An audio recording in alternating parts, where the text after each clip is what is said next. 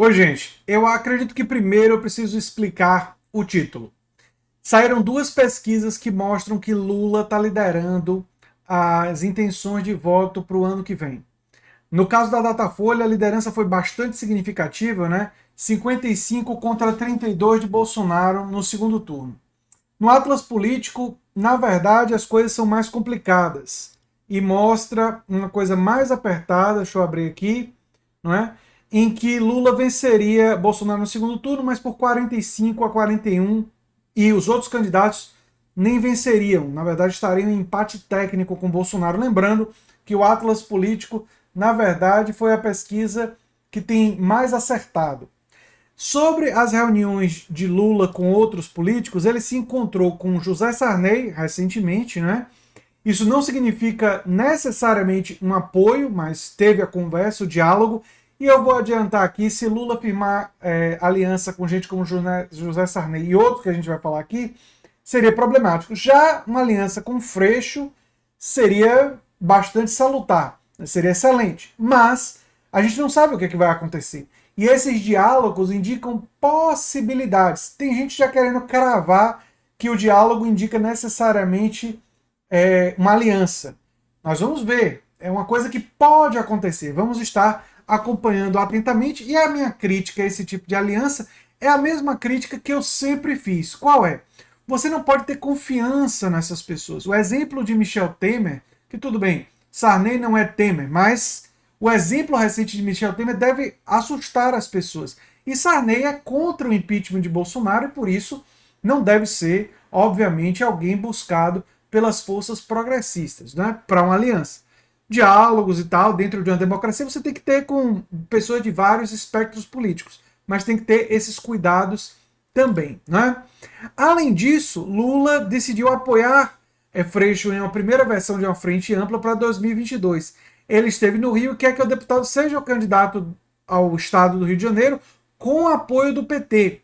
É interessante que Lula estaria abrindo mão de ter uma candidatura do PT para o governo do estado do Rio de Janeiro para talvez não repetir o grande equívoco que foi a candidatura à prefeitura do Rio esse ano, que a esquerda não conseguiu nem colocar um candidato no segundo turno. E aí vocês lembram que foi o Eduardo Paes contra o Crivella, aquele cenário dos horrores, né? Uma coisa terrível. Né?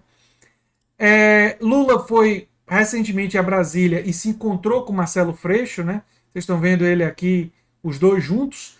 E como eu disse, uma aproximação de Lula com Freixo seria muito boa para o PT, muito boa para o PT, porque o PT ele precisa se cacifar diante da esquerda e se aproximar já de pessoas como Sarney, outros que a gente vai citar aqui, já seria uma coisa mais complicada, né? Ele teve um contato, por exemplo, com Eunício de Oliveira, que entra nas potenciais alianças complicadas.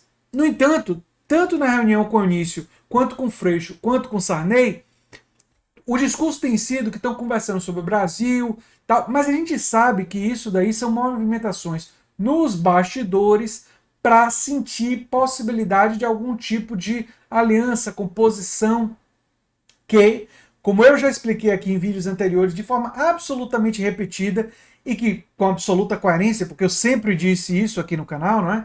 Você tem que tomar muitos cuidados com quaisquer alianças com pessoas desse tipo, assim como eu avisei que Ciro Gomes deveria ter muito cuidado com a figura como Rodrigo Maia. E o motivo, gente, só para deixar muito claro, é o seguinte: você pode ter o projeto que você quiser, o PT pode ter o projeto que quiser, o PDT pode ter o projeto que quiser. Quando você se aliança com essas pessoas cujo projeto político é oposto ao seu, isso vai fazer com que eles tentem sabotar qualquer iniciativa de projetos, por exemplo, que produzam uma reforma tributária progressiva. Por que Maia, Sarney, Eunício de Oliveira e outros vão sabotar isso? Porque eles respondem aos interesses de classe que eles fazem parte. E as pessoas terem algum tipo de ilusão achando que Rodrigo Maia, que Sarney ou que Eunício de Oliveira encontraram a luz assim, acharam o Jesus dos pobres, né, que defende os interesses dos pobres, em vez do Jesus dos evangélicos, não todos os evangélicos, só para deixar claro que eu não estou sendo preconceituoso, mas do setor evangélico que acredita naquela teoria da teologia da prosperidade, que na verdade é fique rico rezando, né? É uma facção ali do setor evangélico, porque tem setores evangélicos progressistas, eles são minoritários, mas eles existem e é bom ressaltar isso para mostrar que existe diversidade mesmo nesses setores e que a gente deve buscar os setores que podem ser buscáveis, né? Até com a mensagem do Jesus falando do que Jesus falou dos ricos e o que ele falou dos pobres, né? Quem é que vai herdar o reino de Deus, né? Eu acho que pode utilizar esse tipo de narrativa também. Mas esse pessoal, né, essas lideranças mais conservadoras, esses caciques da oligarquia brasileira, eles são contrários a esse tipo de projeto. E o Brasil hoje não é uma questão de opinião. O Brasil, para se desenvolver, necessariamente vai precisar de alianças que produzam uma agenda, e a aliança fundamental tem que ser com o povo, para o povo tomar as ruas quando a pandemia for embora, para poder pressionar os políticos a aprovar uma agenda de reforma tributária progressiva, fortalecimento dos direitos sociais, renda universal de cidadania, fortalecimento do setor cooperado, expansão da produção cooperada no Brasil. Nós vamos ter que fazer reformas de um caráter muito mais intenso do que foi possível no passado, porque os preços altos das commodities e a explosão de consumo baseada na economia de exportação simplesmente não é viável no momento econômico atual. O que significa que a política dos governos Lula, que foi bem sucedida e que teve aspectos positivos de aumento real do salário mínimo, entre outras coisas, ela, para o momento atual, ela é insuficiente, ela não seria capaz. Por isso, seja qual for o candidato do campo progressista, ele precisa ter coragem de se apoiar na população para isso. E se fizer alianças com esse pessoal, não vai dar certo. Eu estou falando isso deixando muito claro que essas alianças ainda não estão confirmadas. Mas, claro, são possibilidades. Se não existisse nenhuma possibilidade de diálogo, Lula não estaria tendo reuniões com eles, né? Vamos deixar isso muito claro. É importante também ressaltar que o Freixo, depois de uma reunião com Lula, ele descartou a filiação tanto ao PT quanto ao PSB, que era uma coisa que estava sendo ventilada nos bastidores, e ele rechaçou, ele disse que não vai acontecer, né? Não vai acontecer. Eu queria lembrar a vocês que hoje é o dia do meu aniversário, que eu estou comemorando 40 anos, e que eu vou fazer uma live hoje mais tarde, eu acredito que umas 5 horas da tarde, né? Eu vou fazer uma live aqui no meu canal de 1 hora e meia no máximo. E se vocês puderem estar presentes, eu agradeceria bastante. A live vai ser para comemorar o aniversário e para conversar sobre as notícias políticas do dia, né? Sobre o que está acontecendo e tal. E a gente vai fazer essa análise.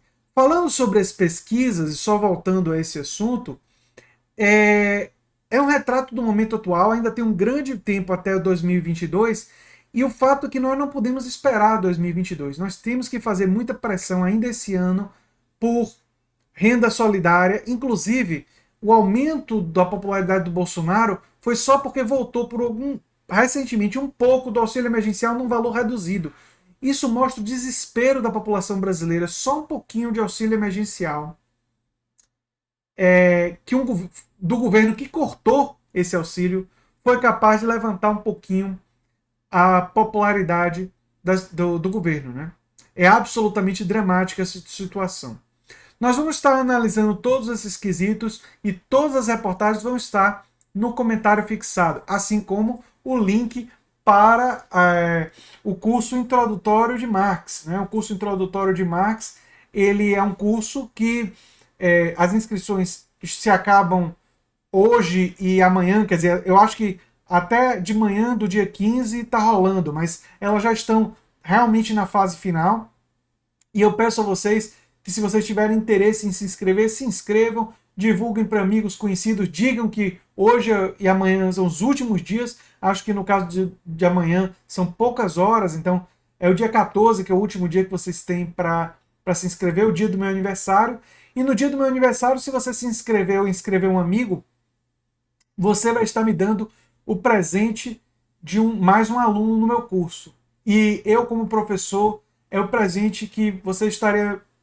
É um presente realmente maravilhoso que você estaria me dando se você se inscrever no meu curso ou se você divulgar e conseguir um amigo, um conhecido, uma pessoa, uma filha, um tio, uma tia, alguém que você conhece que você acha que deveria cursar o curso, um primo, realmente você estaria contribuindo muito com o canal e com essa iniciativa nova. O link, como sempre, no comentário fixado. Nós estaremos acompanhando esse processo político com bastante atenção, lembrando sempre que tem muita luta para acontecer ainda em 2021. Por isso, mantenha o distanciamento social sempre que possível, use máscara, álcool gel e vamos pressionar para que finalmente a população brasileira possa se vacinar, porque como a CPI do genocídio está mostrando, não podemos confiar no governo Bolsonaro para fazer isso. O comentário da Pfizer foi devastador. O governo foi negligente em conseguir vacinas. Isso o próprio CEO da Pfizer confirmou para a gente. Eu sou André Teixeira Jacobino, canal A Nova Máquina do Tempo, e a gente se vê em breve, gente, na live de 5 horas. Tchau, tchau.